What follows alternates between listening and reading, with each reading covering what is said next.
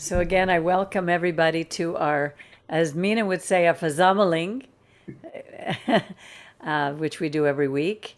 I've been doing it for many years with Miriam and other people. Actually, my rabbi used to do it on Wednesday night, and when he passed away, I continued to hold it. You know, I was a very good student of his, and his teachings were very different than most rabbis that you'll meet, because what he wanted us to do, to understand, is that the Torah that was given to Moses was for us to live a full life, a rich life. It's filled with principles, it's filled with morals, with stories that help us to have good role models from our past, to learn from the mistakes of our ancestors and to make them right, and to understand that when God is walking with us, and we'll see that in this Torah portion this week, because he was with us as the cloud by day and the fire by night. And with the cloud, we always get this idea of a covering. Like a protective. In the winter, when you have a cloud, it's never as cold. It's like a blanket. And the fire by night, fire gives light, it gives warmth, and it lights our way, it guides our path. And that's what the Torah does. It guides our path. So I'm here with Terry. You want to say hi, Iris is Terry? on now. Hi. Yeah, I see Iris. Do you want to introduce, maybe Iris, you can put your camera on and your microphone on so we can see you and hear you? Because I'd like to meet you, if possible. There. There you go. Hi, Iris. Hi. Welcome. Just 1 second. Hang on. You have 2 seconds. So while we're waiting for Iris, Jerry has been with us now. Jerry, you've been with us for almost a year, no? It's been a long time. Who's counting? Well, I forget. Doesn't It's matter. probably even more than a year. It may be more than a year. It's true.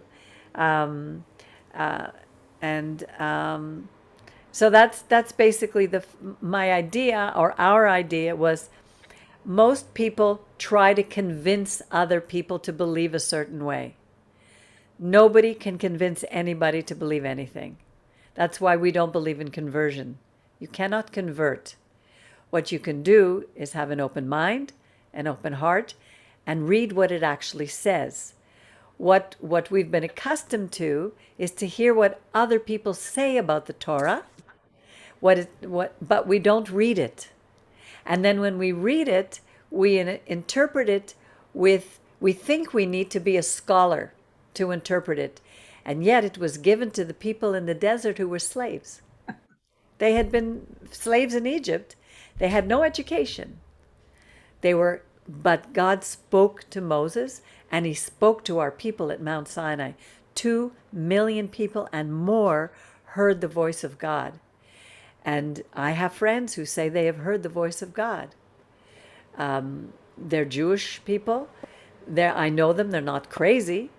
So and they're not on the 4th floor of the Jewish General Hospital. So, you have to listen to what they're saying. So, I don't know if I need to wait for Iris. Iris, are you there? I'm here. Okay, I can't I was see looking you. for my stand. I can't find the stand for the tablet. Oh, to hold it, that would make a Okay, go difference. ahead. Who Okay. are you, Iris? Iris, Hi. can you introduce yourself? Hi. Do you want to introduce yourself, Iris? What do you want me to tell you? Good to see you. Well, Terry, do you want to introduce Iris? Oh, Iris, I've known her for many, many years. We learned to play the piano together and stuff. And she's the one who had me, she's helped me so much when I got married, and then to do my bat mitzvah and all that. So believe me, Iris only teaches me nice things. That's Hey, wonderful. Terry, how much money do you expect for that? And Jerry, do you know Iris? Have you met Iris before? I might. I think I know him. Yeah, I think we know each other. Eh? We are not unfamiliar, right? No. Good. Iris, were you there when we did the concert, Yanette and I, for the Shalmody seniors? No, I started and I had to go, was it about 2 weeks ago, right? Yes, it was a couple of weeks ago. But No, I no, and received- then I started and I had to get off for some reason, I remember. Okay, well, if you want to hear it, I can always send you the recording. I recorded it on my iPhone while we were doing it.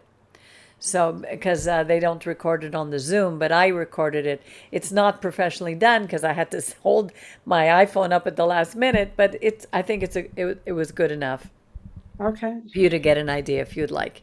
So you just have to either provide me with your email address or I can send it to Terry and she can send it to you. no, it's okay. Hold on for now. Okay. I'll hold on. Okay, what I'm going to do right now is I'm going to share the screen, and what we're going to do is we're just going to read the portion. The portion is divided into 7 days, and then I go through each day, and each of us have a chance to read a little bit of it, so that we see what it actually says. And most often it speaks for itself. Of course, scholars will always find something deeper, but my focus is Torah for dummies.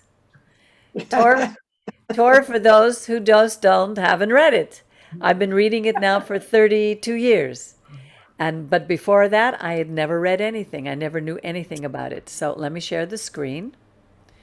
And we're going to go to, where are we here? This is Isaiah. This was the Haftarah. Okay, let me go to the Torah. Numbers, chapter 8. Now, this version is an old English version, but to tell you the truth, I like it even though the language is ancient. I try to change it a little bit. But it really gets the essence of what we're talking about. So the first portion, Jerry, if you'd like to read, is the first Aliyah, is chapter 8, verses 1 to 14. So if you can start reading. And the Lord spoke unto Moses, saying, Speak unto Aaron, and say unto him, When thou lightest the lamps, the 7 lamps shall give light in front of the candlestick. And Aaron did so. He lighted the lamps thereof so as to give light in front of the candlestick, as the Lord commanded Moses. And this was the work of the candlestick. If you look at the word candle, hold on a second. If you look at the word candlestick in the Hebrew, what does it say? A menorah. A menorah. This is the menorah. Okay, go ahead. Beaten. And this was the work of the candlestick, beaten work of gold, unto the base thereof, and unto the flowers thereof. It was beaten work, according unto the pattern which the Lord had shown Moses. So he made the candlestick. So he made the menorah. So hold on. So we see here, it seems like a very simple thing, but what we need to understand is everything in the Torah is giving us a picture. You know, the people weren't all holy. They were slaves. They just left Egypt. They kvetched. They complained the entire way. And God was telling them, giving them things to do while they were in the desert. And Aaron was the Kohen HaGadol. He was the high priest.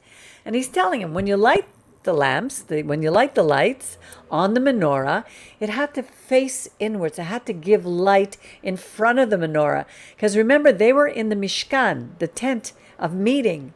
There was no window. They only had the door. It was completely dark. So the menorah was extremely important. These are very simple pictures. And what the Torah is also trying to get across to us is a picture that we need to be a light. We're called light to the nations. And this is a little bit of that picture. Okay, continue. And this, lower down a second. And the Lord spoke to Moses. Five. And the Lord spoke unto Moses, saying, Take the Levites from among the children of Israel, and cleanse them. And thus shalt thou do unto them to cleanse them. Sprinkle the water of purification upon them, and let them cause a razor to pass over all their flesh, and let them wash their clothes and cleanse themselves. Then let them take a young bullock and its meal offering, fine flour mingled with oil, and another young bullock shalt thou take for a sin offering. And thou shalt present the Levites before the tent of meeting, and thou shalt assemble the whole congregation of the children of Israel, and thou shalt present the Levites before the Lord, and the children of Israel shall lay their heads upon the Their hands. upon the Levites. Their hands. Yeah.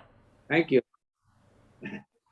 So, and Aaron shall offer the Levites before the Lord for a wave offering from the children of Israel, that they may do so the service of the Lord.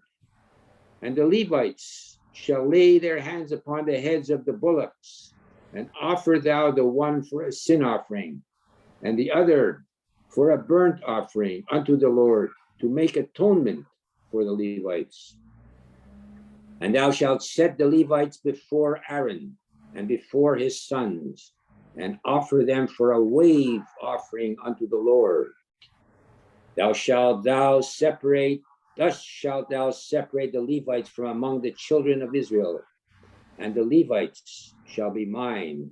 Okay, so if we take a look at what's going on here, hold on, Jer. And now, Okay, I'm holding on. hold on. Okay. So I'm holding on. What we have to do is step back. Try to picture what's going on. So the Levites are basically the 13th tribe, because the tribe of Joseph was divided among his two sons, Manasseh and Ephraim. So the Levites are separated. And here God is telling them they're going to have to go and do work inside the Mishkan. So he says they need to get clean.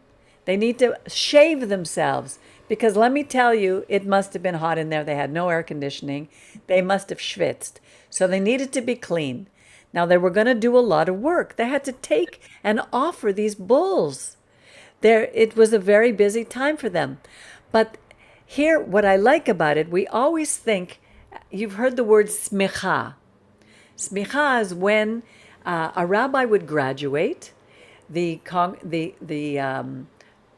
from seminary. They would lay their hands upon the head of the rabbi, of this new minister, and they would acknowledge his position.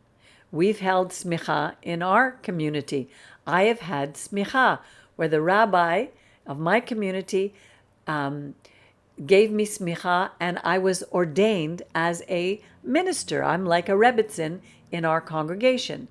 But here, God is separating the Levites who are going to do service. Sometimes we think, oh, someone who's a Levite or a Kohen, they're so high. But that's not what God was talking about. They were there to serve as the intermediary between God and the people. They would be servants. They would be people would go to them, bring their offerings, and the Levites would present them. And it says here, and after that shall the Levites go in to do the service of the tent of meeting, and you shall clean them and offer them for a wave offering.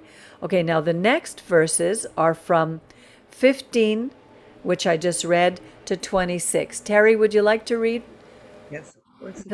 Okay, From go ahead. 15, you just read 15. Okay. Yeah. Sorry, Peggy, Yes. just a question. I forget what the wave offering is.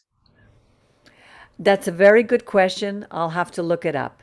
Okay. I don't know. There are various types of offering, and I don't have it off the top of my head. Okay. Okay, but I'll get back to you on that. Let me write that down. Because as I said, I'm not a scholar, but I learn. So No, but the principle of offerings, maybe you can. yeah, because we know there were 5 different types of offering, and so we can look at those. But I don't think that was the focus here. Yeah. Okay. Yeah, but I'll definitely look that up. Okay. Okay. Okay. For they are wholly given unto me from among the children of Israel, instead of all that openeth the womb, even the firstborn of all the children of Israel, have I taken them unto me. Okay, just before you continue, actually, read 17 too. Okay. For all the firstborn among the children of Israel are mine, both man and beast. On the day that I smote all the firstborn in the land of Egypt, I sanctified them for myself. So what do we do with our firstborn male? What ceremony do we have? The Pidyon Haben. Yeah. The Pidyon Haben comes from this, that the firstborn of every male is offered to God. It belongs to him. And it's in direct contrast with the firstborn. It says here, on the day that I smote, he killed all the firstborn in the land of Egypt. When was that done? At Pesach. Pesach. Remember Pesach? When they were supposed to put Yes. the blood on the doorposts. Yeah. Whoever didn't do it, only the firstborn male would die. If you were a firstborn female, you didn't die. Even the firstborn of the cattle, it had to be a male. So here, all the firstborn among the children of Israel are mine, both men and beast, because it's talking about obedience in contrast to those who didn't obey. Okay, here. 18. Okay. Yes. And I have taken the Levites instead of all the firstborn among the children of Israel. And I have given the Levites, they are given to Aaron and to his sons from among the children of Israel, to do the service of the children of Israel in the tent of meeting, and to make atonement for the children of Israel, that there be no plague among the children of Israel, through the children of Israel coming nigh unto the sanctuary. Right. So here we see it says, I have taken the Levites instead of all the firstborn among the children of Israel to do service with Aaron. At one point earlier, we had read that all of Israel were to be priests, a kingdom of priests. All of Israel. We were to be a kingdom of Kohanim to the nations. That was our role. And then we disobeyed and disobeyed and disobeyed. And then God, it's not that he had a new plan, but what he did then he took a tribe. And these Levites would do the service that the children of Israel were to do in the tent of meeting. And the word atonement here, remember we covered that last time? The word here is it's usually le ul le kaper. Kaper is a covering, like a kippah, like the chuppah. God would cover us. Okay, go ahead. All right. Just a minute. Yes. And just a little comment. And therefore, the Levites, including the Kohanim, do not have a pinyan ben, right? I don't know that. I really don't know about that. That's, I guess, a religious ordinance. I don't know. I don't remember reading that in the Torah. Does it say that in the Torah, or do the rabbis say that, Jer? Well, the thing is that you mentioned the pinyan ben for the Israelites. Yeah. So one would glean from here that's the Levites, and including the Kohanim, which are Levites as well, do not require a pinyan ben. I guess because they're all firstborn considered to be. No, because they're Levites. Okay. No, but the firstborn, the Levites weren't, I don't think were necessarily firstborn, but doesn't it say, here, it just says, I have given the Levites, they are to to do the service. Okay. I thought they were to like replace the firstborn. They like redeemed the first. I have taken the Levites instead of all the firstborn. Yeah, that sounds right, Jer. Yeah, Okay. I think you could verify. You could verify that if you want. I will. And that would be, I'm not sure, for orthodoxy anyhow. I Yes, guess. I will find out. Okay. Anyhow, and others, Orthodox and others. Okay. Verse 20. Here you're going to read until verse 26. Okey-doke. Thus did Moses and Aaron and all the congregation of the children of Israel unto the Levites according unto all that the Lord commanded Moses touching the Levites, so did the children of Israel unto them. So here, the children of Israel are laying hands on the Levites, acknowledging their role. That's very important in a community. When you have a role and the whole community acknowledges it, they're saying that we give you the authority to do what God has called you to do. Okay. And the Levites purified themselves, and they washed their clothes, and Aaron offered them for a sacred gift before the Lord. And Aaron made atonement for them to cleanse them. And after that went the Levites into to do their service in the tent of meeting before Aaron and before his sons, as the Lord had commanded Moses concerning the Levites. So did they unto them. And the Lord spoke unto Moses, saying, This is that which pertaineth unto the Levites from 25 years old and upward. They shall go in to perform the service in the work of the tent of meeting. And from the age of 50 years they shall return from the service of the work and shall serve no more, but shall minister with their brethren in the tent of meeting to keep the charge, but they shall do no manner of service. Thus shalt thou do unto the Levites touching their charges. Yeah, they said, from 25 to 50. Yeah. To 50, exactly, because it was very hard work. Yes. Even they say after a while, a butcher has to retire because all that killing, it's just really hard on them. I mean, imagine every holiday, every Shabbat, people would bring offerings to the temple, and they had to kill them, and they had to prepare them for the people to eat. These were days of celebrating, because when someone would sin, and usually it was different types of things, they would bring an animal, usually the best of their flock, and they would bring it to the synagogue, to the temple, the Mishkan, and they would offer it in acknowledgement that they had done something wrong. Now, many people call this the Torah of Moses, as if Moses wrote it. But how many times did we read, as the Lord commanded, before the Lord, and the Lord spoke to Moses? Moses was the conduit. Moses heard from him. He didn't make this up. He was shown it at the top of Mount Sinai when he went up, and he wrote down what he heard. Okay, now the third Aliyah is verse 1 to 14. Iris, do you want to read? No, Okay. Miriam, do you want to read? I'll read as much as I can. Okay, no problem. Yeah, So no, this one is 1 to 14. You can let me know when you yeah, don't want to read. okay. Only because, so I know. No, I know, just so the others know, sometimes I have difficulty with the breathing, but I'm okay. Okay.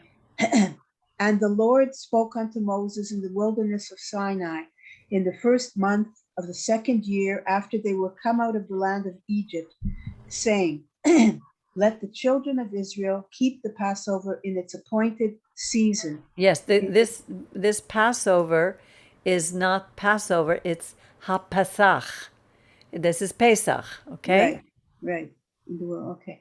In the 14th day of this month at dusk, you shall keep it in its appointed season, according to all the statutes of it, and according to all the ordinances thereof, shall you keep it. And Moses spoke unto the children of Israel that they should keep the Pesach. And they kept the Pesach in the first month, on the 14th day of the month, at dusk, in the wilderness of Sinai, according to all that the Lord commanded Moses. So did the children of Israel. Okay, hold on for a second. So we see that this is the second, we're in the desert. The Lord spoke to Moses, Bamidbar, in the wilderness of Sinai, in the first month of the second year. So they're there for over a year already, sitting there at Mount Sinai. And it says, let the children of Israel keep the Pesach. It didn't, in its appointed season. The word here is moed, hamoedim. It didn't begin here. I just want to show you something. I'm going to go back to Genesis, right to the very beginning. It says, in the beginning, God created the heaven and earth. And then we see all the things that he did. The earth was unformed and void. He said, let there be light. Light has a very great role to play in these in the scriptures. Now, if we continue down, it says, let there be morning, the dry land, the herbs, and there was evening and morning. And here, in the 14th, Genesis 1:14, and God said, let there be light in the firmament of heaven to divide the day from the night, and let them be for signs and for seasons. And the word for season is here. Elohim, Morber, Hashamayim, Lehavdil ben Hayom, Uven Halayla, Uvayihi, here, U le Moedim. God was already appointing his Moedim right at the beginning of Genesis, long before there were Jews, long before there were tribes. This was going to be, these Moedim were going to be for all the world, not just for us. Let me go back here. You mean like the holidays, Rosh Hashanah? The holidays, the Yeah. holidays, the holidays. The first holiday is Pesach. It's the Yeah. first month of the year for us. The second holiday is the day after Pesach. The first one is it's Chag Pesach, and Chag, it's the killing of the lamb is actually a holiday, and then you have Chag Matzah, the seven days. Then we have Shavuot. Then we have the ones in the fall, which are Yom Teruah, which have been recalled as Rosh Hashanah. Then Yom Kippur, and then Sukkot. Those were 6, but the main one, which we have every week, is Shabbat. And they're all Shabbats. Okay, so now we're in 9. Okay, where were we? Okay, here. You want to continue, Miriam? 6 What to verse? 6. Yeah. Okay. But there were certain men who were unclean by the dead body of a man, so that they could not keep the Passover on that day. And they came before Moses and before Aaron on that day, and those men said unto him, we are unclean by the dead body of a man, wherefore are we to be kept back, so as not to bring the offering of the Lord in its appointed season among the children of Israel? And Moses said unto them, stay ye, that I may hear what the Lord will command concerning you. And the Lord spoke to Moses, saying, speak unto the children of Israel, saying, if any man of you or of your generations shall be unclean by reason of a dead body, or be in a journey afar off, yet he shall keep the Passover unto the Lord. In the second month, on the 14th day at dusk, they shall keep it. They shall eat it with unleavened bread and bitter herbs, that they leave none of it unto the morning, nor break a bone thereof. According to all of the statutes of the Passover, they shall keep it. But the man that is clean and is not on a journey, and forbeareth to keep the Passover, that soul shall be cut off from his people, because he didn't bring the offering of the Lord in its appointed season. That man shall bear his sin. And if a stranger shall sojourn among you, and will keep the Pesach unto the Lord, according to the statute of the Pesach, and according to the ordinance thereof, so shall he do. Ye shall have one statute, both for the stranger and for him that is born in the land. Okay. So here we see a few things. God is telling us, if Pesach comes by, it's really important that everybody keeps it. This is bottom line, we have to keep the Pesach. And it says here, if you don't keep the Pesach, that soul shall be cut off from his people. No longer part of Israel. Imagine how many Jews today do not keep Pesach. God, this is what God is saying. It's not me. And then it says here, but if someone is unclean, because you needed to be clean to go to the temple, maybe they had to go to a funeral, or somebody died next door, whatever it was, or they were on a trip somewhere, and they wanted to keep the Pesach, they could go do it in the second month. It's called But Pesach what does that Sheni. mean? When you say, and the Pesach is really the one day, it's not the unleavened bread, right? No, it's 7 days. No, but I thought the unleavened bread is, It's 7 days. but the one day is the first day is the day of the actual Pesach, no? Yeah, yes. So Now when here they- it says, in the second month, on the 14th day, they shall keep it. In other words, they can have a Seder on that night. So I'm they saying could- it's just one night, the unleavened bread. Yeah. They can do that with the community. I would suppose so, because it doesn't say here that they had to do it for a whole week, but I don't know. No, but I'm saying that the Passover really is only on the 14th of Nisan, right? And so they're not saying keeping it they're saying in the second month on the 14th day, they shall keep it. Right.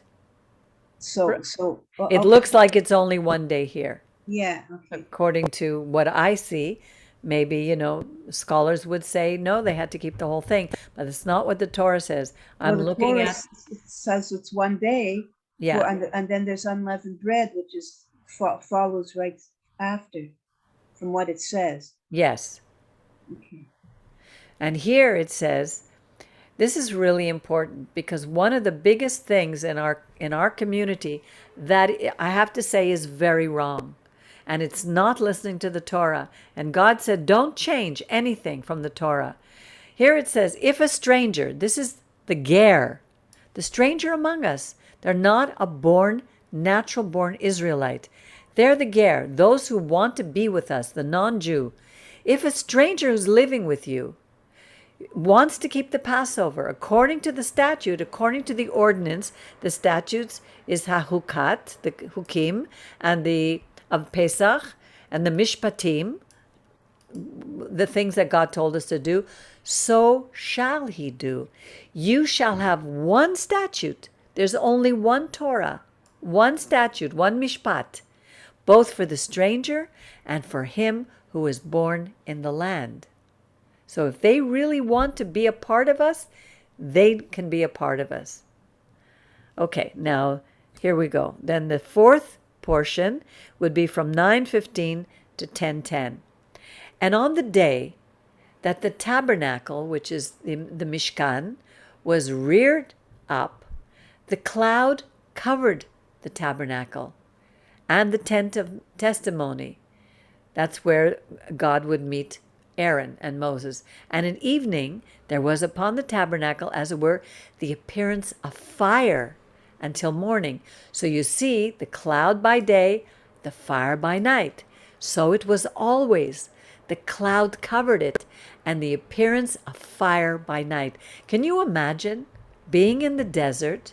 I mean, imagine today having a cloud over Côte Saint Luc or Chamonix. And at night there was a fire always guiding our path. And whenever, this is wild for me, whenever the cloud was taken up from over the tent, then after that the children of Israel would journey. And in the place where the cloud settled, abode, there the children of Israel encamped. So the cloud was really what guided it. When it moved, the children of Israel had to take everything down and move wherever Moses would tell them. At the commandment of the Lord, the children of Israel journeyed. And at the commandment of the Lord, they encamped. As long as the cloud abode upon the tabernacle, they remained encamped. So when the cloud tarried upon the tabernacle many days, then the children of Israel kept the charge of the Lord and did not journey. Sometimes the cloud was a few days on the tabernacle, according to the commandment of the Lord. Moses didn't tell them. God told Moses to tell them. And according to the commandment of the Lord, they journeyed. Sometimes the cloud was from evening to morning. And then the cloud was taken up in the morning, they moved. And if it continued by day and by night, and the cloud was taken up, they journeyed. Whether it was 2 days, or a month, or a year, that the cloud tarried upon the tabernacle, the children of Israel remained encamped and journeyed not. And when it was taken up, they moved. And the commandment of the Lord they encamped, at the commandment of the Lord they journeyed. And they kept the charge of Moses, of the Lord, at the command of the Lord by the hand of Moses. So just imagine, if we were living at that time, we're very settled in our homes. But what if all of a sudden God says, you got to get up and move? Just, keep the minimum. Don't gather too much stuff, because you can move in a second. We always had to be ready to do what God was calling us to do. That's not easy. It's Especially- one day.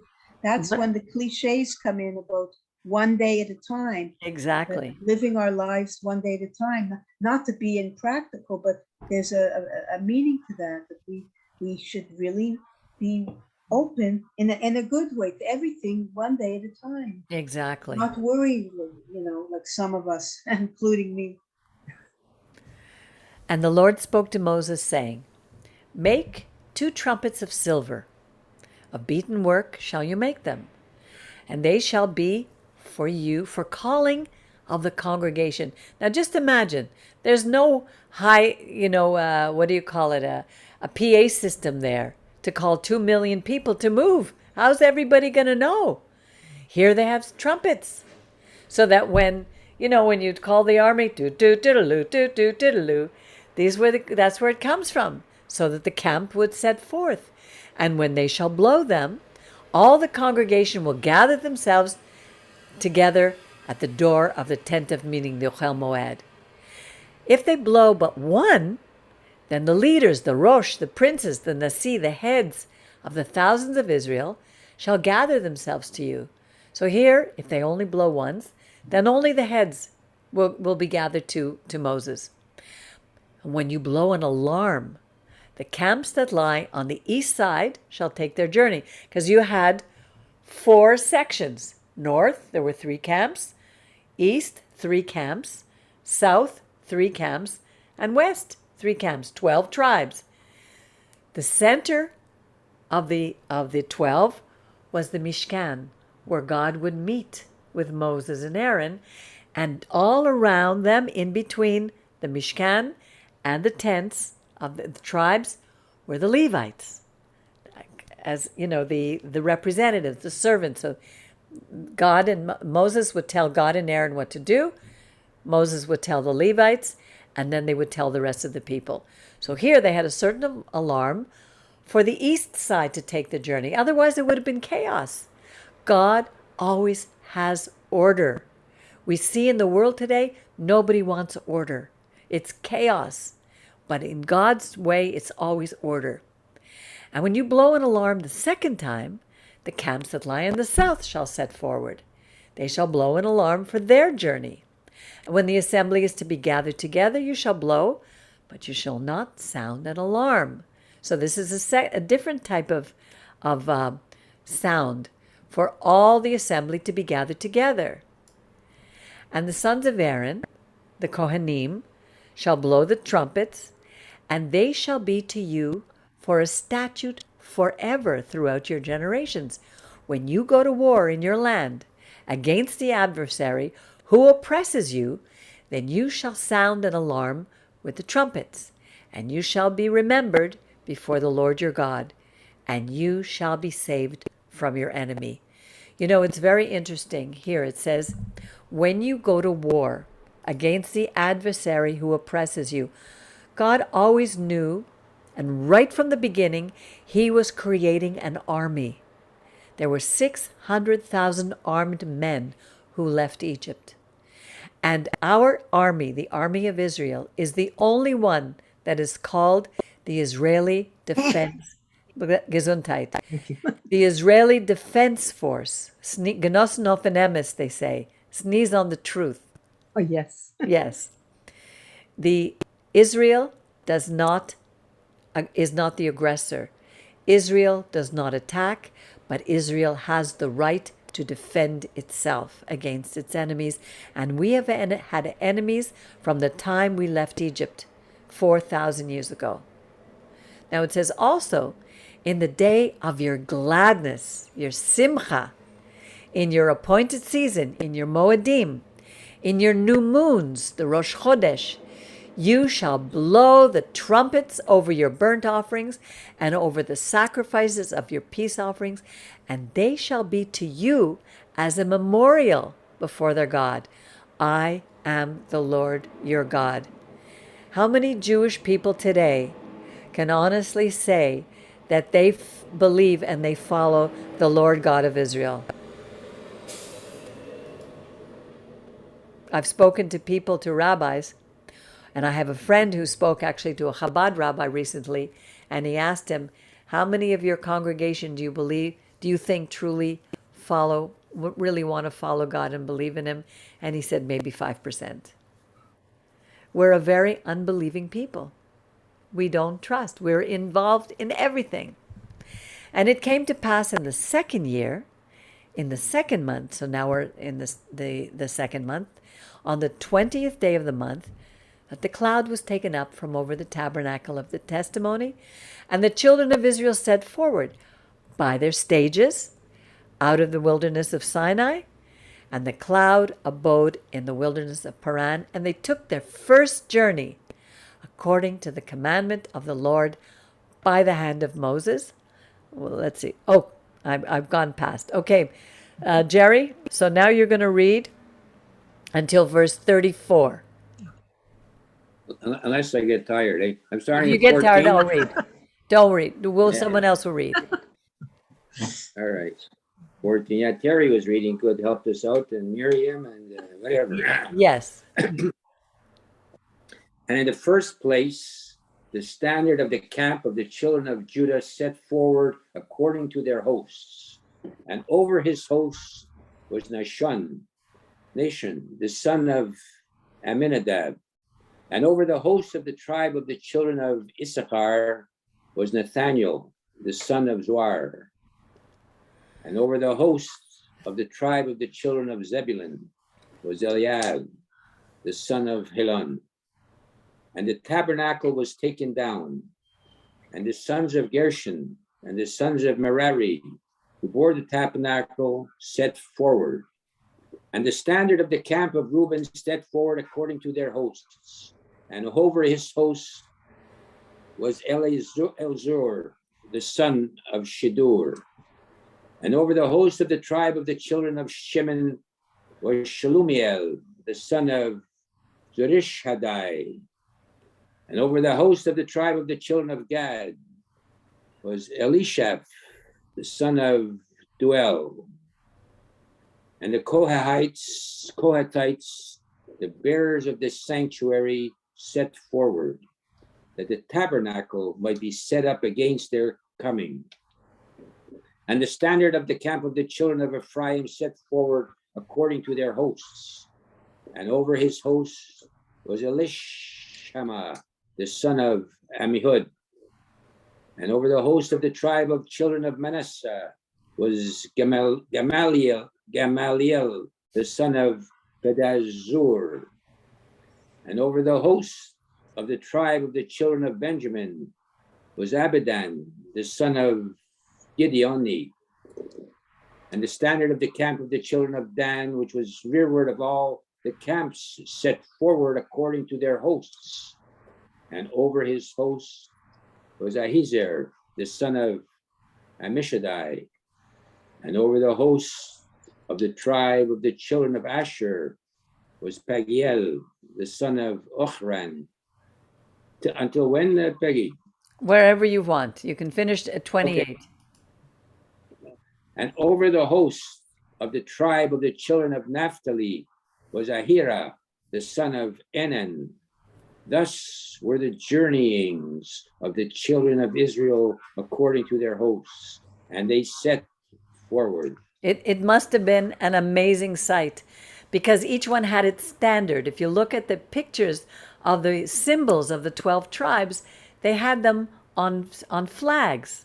And the trumpets were blowing, and people all around, all these nations, saw these millions of people walking through the desert. Let me tell you, they knew that something great was happening. They had heard about all the miracles that had happened in Israel, and they were afraid of our people who are walking through the desert. It must have been an awesome sight.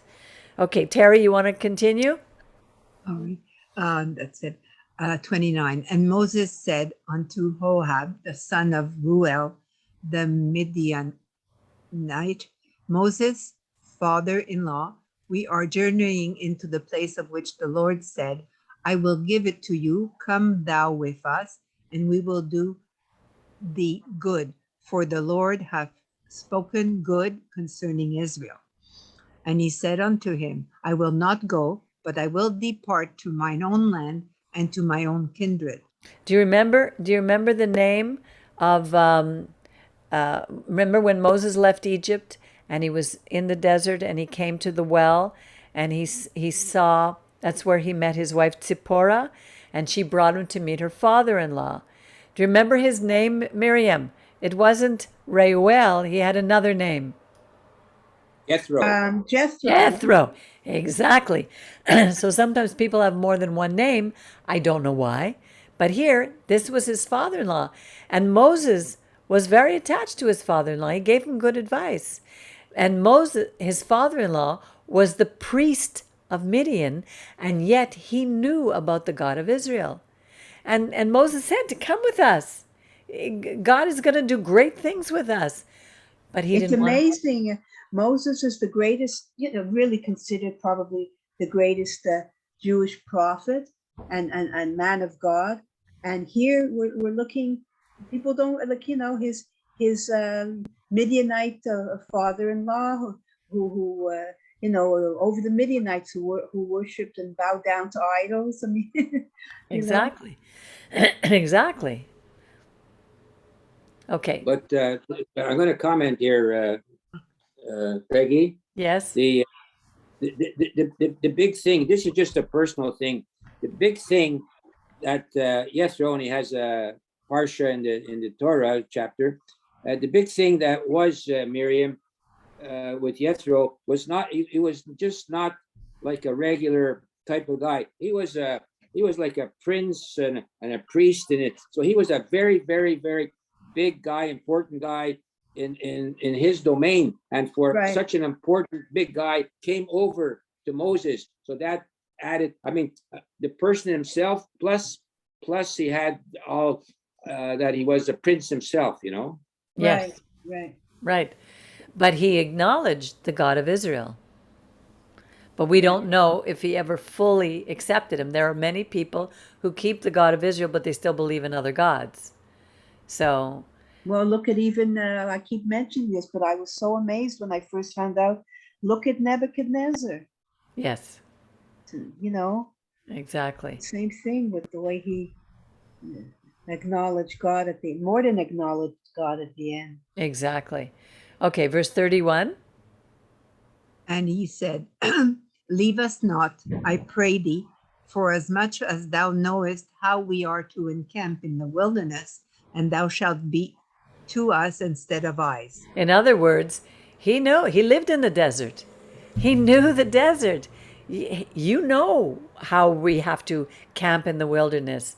You should be eyes to us. Like I know if I had to go camping, I would take somebody who knows about camping. I camp at the Holiday Inn. Okay, verse 32. Yes. And it shall be, if thou go with us, yea, it shall be that what good soever ever the Lord shall do unto us, the same will do unto thee. Right. And they set forward from the mount of the Lord 3 days' journey, and the ark of the covenant of the Lord went before them 3 days' journey to seek out a resting place for them. And the cloud of the Lord was over them by day, and they set forward from the camp. And it came to pass, when the ark set forward, that Moses said, Rise up, O Lord, and let thine enemies be scattered, and let them that hate thee flee before thee. And when it rested, he said, Return, O Lord, unto the 10,000 of the families of Israel. So, the Ark of the Covenant. What was in the Ark of the Covenant? 10 Commandments. Exactly, the Ten Commandments. And later, what was put into it? I don't think it was at this point. It was remember The rod of almonds, Aaron's rod. Aaron's rod, exactly. That it sprouted almonds. And this verse, where it says, Rise, O Lord, and let your enemies be scattered, let them that hate thee flee from before thee. Every time we bring out the Torah, before we bring out the Torah, we sing, Vayhi ben so Aaron, Vayomer Moshe, Kuma Adonai, Ve'afutzu oivecha, Ve'anusu misanecha, mipanecha. And then we add the part from Isaiah, Ki mitzion tetzei Torah, for from Zion will come forth the Torah and the word of the Lord from Jerusalem. So this is what our calling is. And here we're crying out, Rise up, O Lord. Let your enemies be scattered. Let them that hate you flee from before you. Let me tell you, we're still saying that 4,000 years later. Get rid of our enemies. Oy. Okay, and then we get to chapter 11. And the people were as kvetchers. Ils se plaignaient. Ils se plaignent. They were kvetching and murmuring, speaking evil in the ears of the Lord. And when the Lord heard it, his anger was kindled, and the fire of the Lord burnt among them, and devoured the outermost part of the camp. And the people cried to Moses, and Moses prayed to the Lord, and the fire abated. And the name of that place was called Taberah, because the fire of the Lord burned upon him. Now we're always saying, why do these things happen to us? Look at our enemies, how they come against us. It's not always our enemies. We kvetch and we complain and we don't give God thanks for all that he does for us and that he gives us. And it says here, and the mixed multitude that was among them fell a-lusting. And the children of Israel also wept on that part. Would that we were given meat. Oi, where's the meat? Give me a hot dog. I want a smoked meat sandwich. I remember the lox that my mother used to give me. In Egypt, we got it for nothing. We had pickles. We had melons. We had leeks and onions and garlics, and now our soul is dying. I'm kvetching. I'm dying. I have nothing but manna.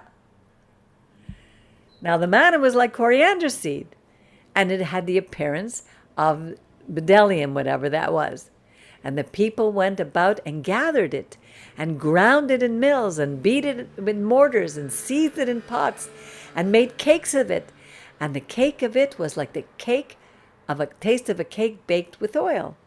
And when the dew fell upon the camp in the night, manna appeared. And when Moses heard the people weeping, family by family, every man at the door of his tent, and the anger of the Lord was greatly kindled, and Moses was so upset. And Moses said to the Lord, why are you doing this to me, your servant? Why have I not found favor? Why are you putting this burden of these people on me? Give me a break. Did I give birth to this people? Did I bring them forth, as you say unto me, carry them in my bosom, like a nursing father carried a suckling child to the land, which you swore to our fathers? Why should I have flesh to give them? For they troubled me with their kvetching, saying, give us flesh that we may eat. I am not able to bear all this people myself. It's too heavy for me. And if you deal with me like this, kill me. I pray you. Get rid of me. I'm ready to commit suicide. It's out of hand. If I found favor in your sight, Let me not look upon my wretchedness. He was upset. Now, the interesting thing is, one of the things that I learned from our rabbi is here. Have you ever heard the term the mixed multitude, Jerry? Or Terry? Yes, yes. Oh, yeah. And what do they call it? The Erev Rav, right? Yeah. But what does it say here? And the mixed multitude, Ve ha as saf suf. That's a completely different word than the typical word of the Erev Rav. The Erev Rav are the mixed multitude that left Egypt. They were a mixture of Jews, of Israel, natural-born Israelites from Abraham, Isaac, and Jacob.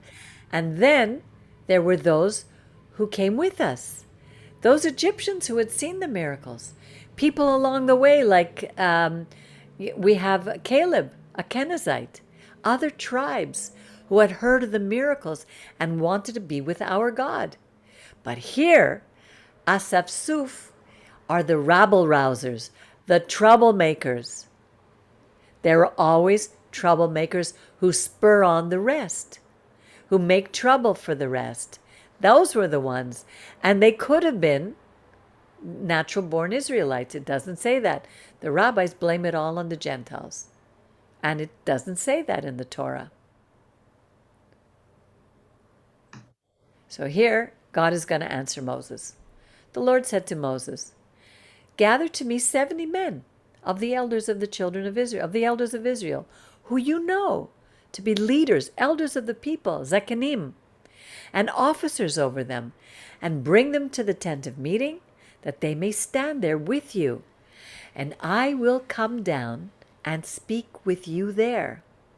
And I will take some of the Spirit which is on you, and will put it on them. And they shall bear the burden of the people with you, that you bear it not yourself alone.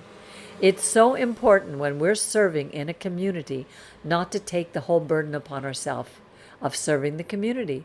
We need to build a team of people who all help each other. That's really important. And say to the people tomorrow, sanctify yourself, clean yourself up, and you shall eat meat.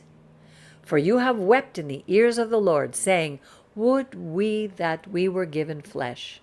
For it was well with us in Egypt, therefore the Lord will give you meat, and you will eat. And you'll not only eat 1 day, or 2 days, or 5 days, or 10 days, or 20 days, but a whole month until it comes out of your nose. Ever hear your parents say that to you? I'll give you this until it comes out of your nose? And it'll be loathsome to you, because you have rejected the Lord who is among you, and have troubled him with your weeping, saying, why now came forth we out of, why did we come out of Egypt? And Moses said, the people among whom I am are 600,000 men on foot, and yet you have said, I will give them flesh that they may eat a whole month. If flocks and herds be slain for them, will that suffice for them? You see, when they came out of Egypt, they had flocks and herds. It's only a year later. They still have, and their flocks and herds had babies. They had meat. And he's saying, if you have all the fish in the sea, will it be enough for them? And the Lord said to Moses, is the Lord's hand too short?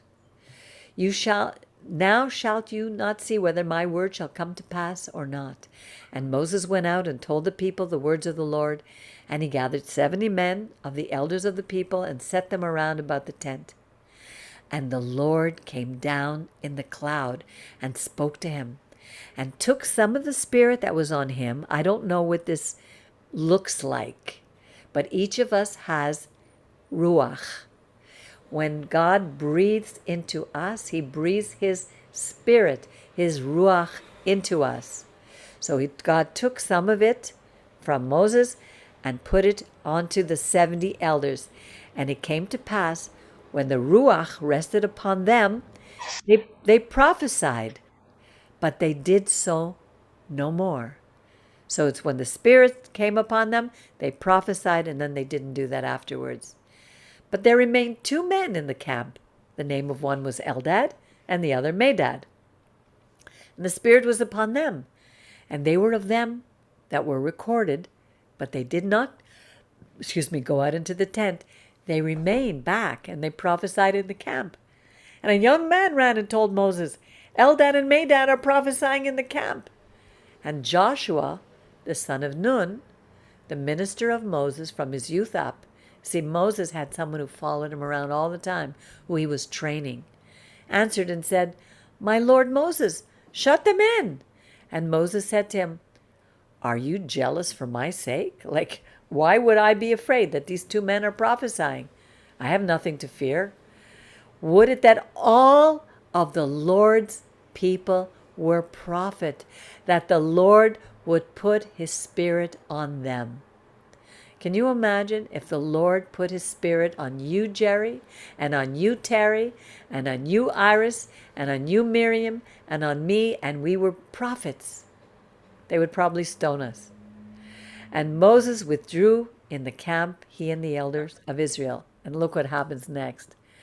And there went forth a wind from the Lord, and brought quails from across the sea, and let them fall by the camp about a day's journey on this side and a day's journey on the other side, all around the camp, about 2 cubits above the face of the earth. That's how many quail they brought. And the people rose up all that day and all that night and all the next day, and they gathered the quail. He that gathered least gathered 10 heaps of them, and they spread them all around for themselves, all around the camp. And while the flesh was yet between their teeth, while they were chewing, the anger of the Lord was kindled against the people, and the Lord smote the people with a very great plague. They probably died of overeating.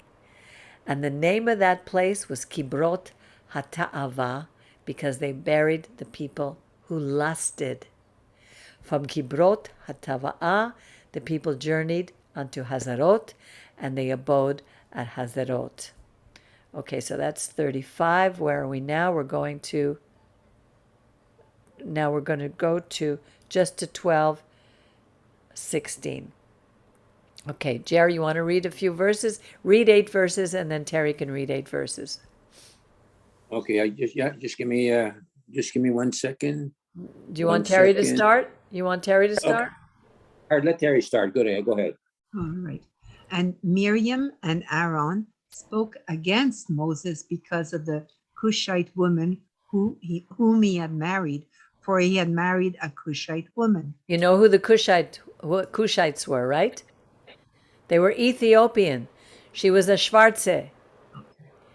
And Miriam and Moses and Aaron were upset that he married a black woman. Don't tell me we can sometimes be a little prejudiced. And they said, Hath the Lord indeed spoken only with Moses? Hath he not spoken also with us? And the Lord heard it. Okay, this is serious. This is what's called Lashon Hara, because they're saying, didn't the Lord speak only with Moses? Didn't he speak also to us? You know, what's going on? Now the man Moses was very meek, above all the men that were upon the face of the earth. And the Lord spoke suddenly unto Moses, and unto Aaron, and unto Miriam, Come out, ye three, unto the tent of meeting. And they three came out. And the Lord came down in a pillar of cloud, and stood at the door of the tent, and called Aaron and Miriam, and they both came forth. And he said, Hear now my words. If there be a prophet among you, I, the Lord, do make myself known unto him in a vision. I do speak with him in a dream. My servant Moses is not so. He is trusted in all my house. With him do I speak mouth to mouth, even manifestly, and not in dark speeches. And the similitude of the Lord doth he behold. Wherefore then were ye not afraid to speak against my servant, against Moses? Yeah, so you see here, we see that Moses is the most humbled of all the men that were upon the face of the earth. He never looked to take any glory for himself, except once in his life, and then he suffered for it. And God, imagine, God called them out. And he was upset. And he's saying, listen, I speak, he's my most trusted servant. I speak to him face to face, mouth to mouth, not in secret places, out in the open. Okay, Jerry, you want to read 9 till 16, please? And the anger of the Lord was kindled against them, and he departed. And when the cloud was removed from over the tent, behold, Miriam was leprous, as white as snow. And Aaron looked upon Miriam, and behold, she was leprous. This is where our sages get that we get a spiritual illness. It says leprosy, but it's tsa'arat here, which is a skin disease. It's not Hansen's disease of leprosy today.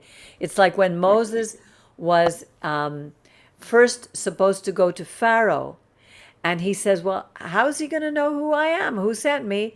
And God said, put your hand inside your cloak. And when he took it out, it was all white. And it showed him what happens when you don't trust God.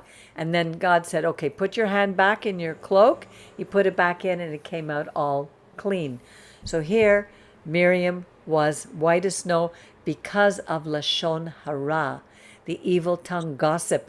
Do you know how gossip is part of the ninth commandment? You are not to speak against another person. We're all made in his image, and there are spiritual illnesses that happen because of it.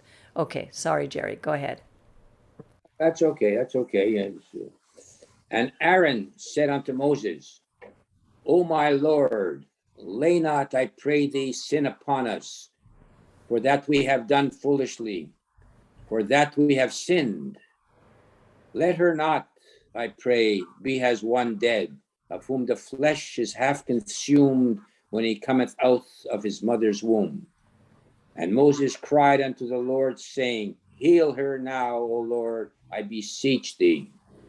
And the Lord said unto Moses, If her father had but spit in her face, should she not hide in shame 7 days?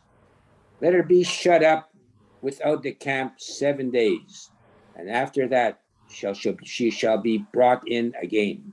And Moses and Miriam was shut up without the camp 7 days. And the people journeyed not till Miriam was brought in again. And afterward the people journeyed from Hazeroth and pitched in the wilderness of Paran. So we see here, it's very interesting because it's interesting that Miriam was the one who was struck with leprosy, not Aaron, even though they were both speaking. But Aaron here you see acknowledged very quickly, oh my Lord, he acknowledged the sin that they did. And he was also the high priest. He had work to do, but he was humbled through this. And he prayed, let her not be as one dead.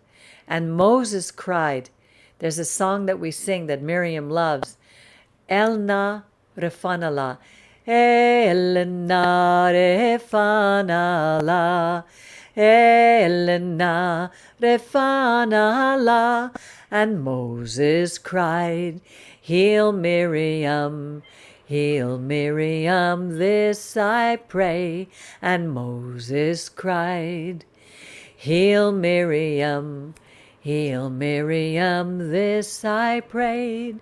So I don't know if you can imagine, here you have the camp and the 12 tribes all around, and she had to be put outside the camp, alone in the wilderness. She must have been petrified. And let me tell you, this was a very humbling experience. You never hear her open her mouth again. And this is for us to learn that we do not speak against another person. It's not that we can never talk about somebody else, but what are our intentions when we're speaking against another person? Is it to bring down their character, to ruin their reputation, or is it to really to because you want to, sometimes, like I'll call Miriam if I'm having a problem with someone. And, we talk about it and I say, I really want to know if my behavior is correct in this. How, how, what can I do? What's a better way to speak to them? Or sometimes I'll go to the person and speak to them directly. And then I may tell Miriam about what happened. It's very interesting. It's always kavanah. What is the intention of our heart when we're doing something? That's what God judges, is our intention. So as we see, there is a lot of meat in this portion. There's many things. The Torah is not a book that's chronological. It doesn't say one thing that happened under the other. It's a series of principles, stories, to teach us how to live, how to understand the power of the living God, that He's with us, and that sometimes we become sick because we've been disobedient, and we may cry to the Lord, why did you do that to us? We didn't do it. He didn't do it to us. We do it to ourselves. If God warns us and tells us time and again, don't do this, be careful, and we don't obey, it's not His fault. It's like us as parents. We may warn our children. My father warned me, don't marry that man. And I didn't listen because at 18 I knew more than anybody. What can I tell you? So the Torah is a book of life. It's a living, breathing, and it teaches us how to have a relationship with our God, who is always with us. It's not a religious book. People make religion. God wants a relationship with His creation, and we are the finest of His creation. We are the ones who He made the whole planet for.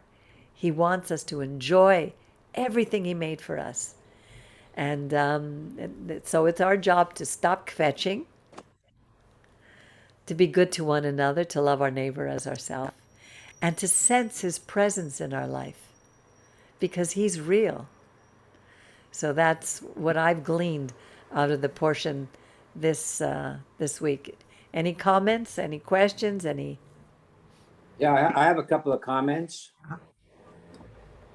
Okay. So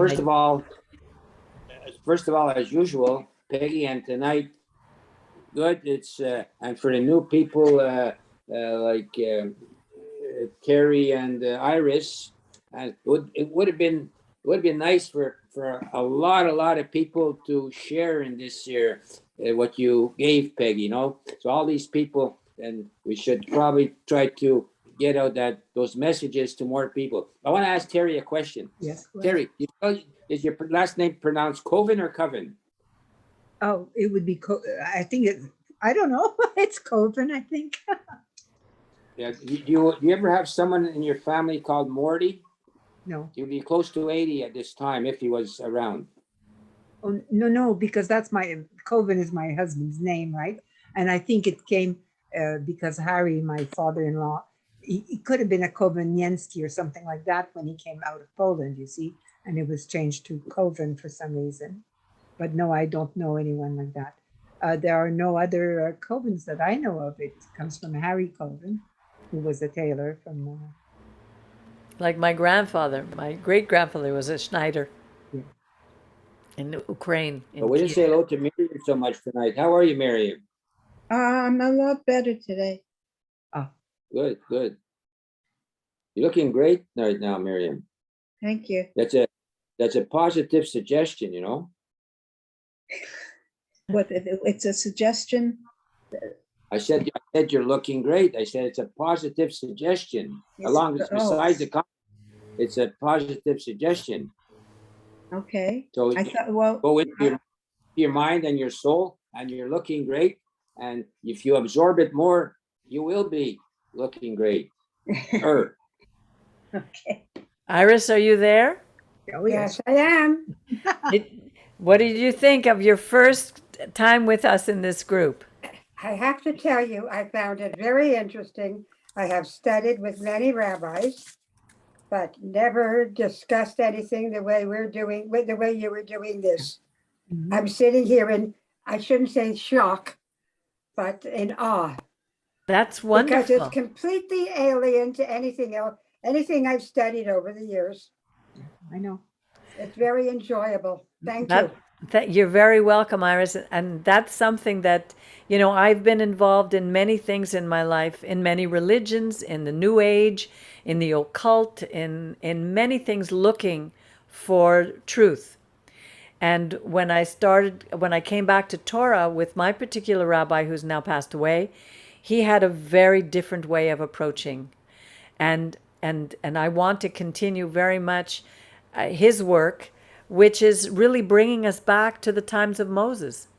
And if we look at that period, it has repeated itself over and over and over again. You mean to the Torah, not to the Moses time. The time of Moses at the Pesach. I'm sorry. Let me make myself clear.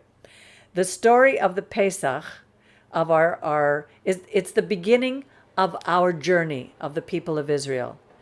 We were formed from Abraham, Isaac, and Jacob.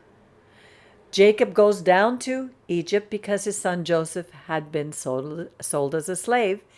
And Joseph, through a series of miraculous events, became the highest next to Pharaoh. And then he goes and he calls for his family, and they all come to Egypt. And they lived in a foreign land. Here we are in Canada in a foreign land. We are surrounded by many gods. You have gods everywhere. God, in many of the foreign lands, there are gods. There's only one. But we become enthralled with the riches in the Gentile nations, like the Pharaoh at the time was the head of Egypt. The temples were great, and our people were starting to forget their God, the God of Abraham, Isaac, and Jacob. So then it came to be a point where they're put into slavery, and they're then have to be set free, redeemed. That's what Pesach is about. Then the whole series of events during the time in the desert is how we are formed as a nation. And we were formed not because we were special, but we were given a special role. The role was to go to Sinai, be handed the 10 Commandments. These 10 Commandments we were then to bring to all the nations of the world.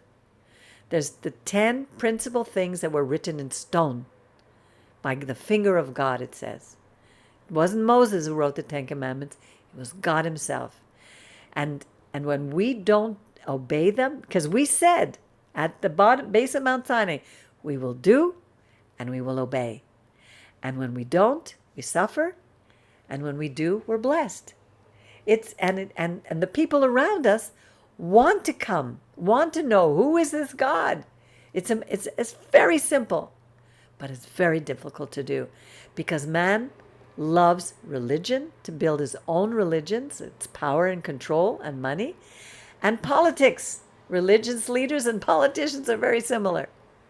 So basically, we see this scenario played down throughout history over and over and over. We go, we're persecuted, we go into a foreign land, we thrive for a while, then we begin to be persecuted again. It happened how many times? Babylon, Persia, Iraq, Iran, Europe, Rome, Greece. How many times in our history?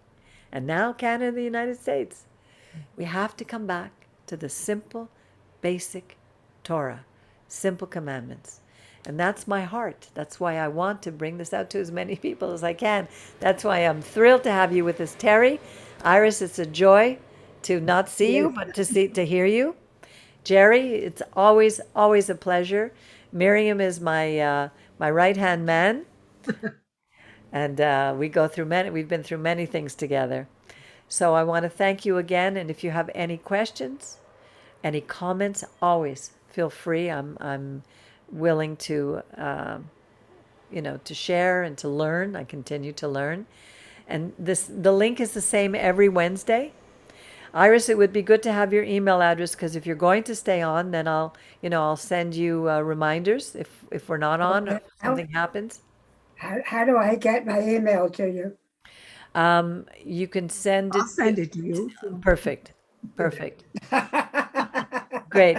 And a good thing to do, is to read, like from Sunday after Shabbat, look at the Jewish calendar, see what the Torah portion is, and read begin reading the next portion. If you need to know what it is, I can send you the readings. You just You let me know. said you, so sorry, I didn't mean to interrupt you. Yeah. You said you would, but I didn't. Yeah, okay, so I didn't know you wanted it because I said I Well, would. Yeah, if I should take a moment and read it because, for Yeah. me, this is new. Perfect. So I will send you because I have put out a bulletin in our congregation, and in the congregation are the readings. So you'll know What synagogue are you with? it's called Shear Yashuv. It's a congregation. We meet right now only on Zoom, believe it or not. We meet in other people's homes when we can because when COVID broke out, we were renting in an office building. And when COVID broke out, we couldn't meet anymore, and our lease was up. So our rabbi said, just let's cancel the lease. We'll meet on Zoom because we have people from different parts of the world who come on our Shabbat service. We have a Shabbat service every Saturday at noon for 2 hours, 12 to 2. And so we have people from Mexico, from El Salvador, from Alberta, other people who come on and get our teachings. And so what I'll do is I'll send you all out the bulletin, and then you'll have all the information about us. That will be good. Thank you. You're very welcome, Iris, and I want to thank you all for being with us tonight. It was a real joy. For me, it's always a joy for me. I get so excited when I read this stuff because I just take it to heart. And that's my heart to bring it to your heart. I find that you make it so different and interesting. It's really a different view, and it's interesting to hear how you put it out. Yes. Good, thank you. And I'd like to, if sometimes, God speaks to all of us. He has a way because we all have the Ruach HaKodesh within us, the Spirit of God, the breath of God within every single human being. And we have what's called Emunah. Emunah is faith. And faith is one of the gifts of God. Another gift of God is free will. He made us different than the animals because he's given us the ability to think, the ability to discern, to communicate that animals don't have. But with free will comes responsibility. And he created a community where we're learning to be in relationship with one another. It's hard to be a lone wolf. So that's why we form community to help each other. And so the gift of God is faith. Everybody has it. But where do we put our faith? Do we place our faith in idols, in money, in education, in our children, in our family? When we put our faith in God, he set situations happen in our life that help us to trust him. As we look at these stories, we can see that he's always walked with us and that we learn more and more to trust him. And the more we trust God, the less fear we have about what's happening in the world. Right now, the world is crazy. It's going nuts because the 10 Commandments have been taken out of our homes, out of our schools, out of our courtrooms, out of our governments. They don't want to know about God. Today, to speak about God, you're crazy. But you can speak about everything else. So when we take those things and then we see chaos, which ensues, what do we expect? So my motto is, let's bring back the 10 Commandments to all nations, all peoples, one Torah, one God for all nations, all peoples. And that's what she wrote. Good night, everybody. I see Thank Torah. you, Peggy. You're very welcome, and I'll see you, God willing, next week. And I wish you a Shabbat Shalom. And if anyone wants to join us, in the bulletin, you'll see the link for our Shabbat service, which is every Saturday from 12 to 2. All right, and you're all welcome. Have a wonderful evening. See you next week. Bye. Bye. So long.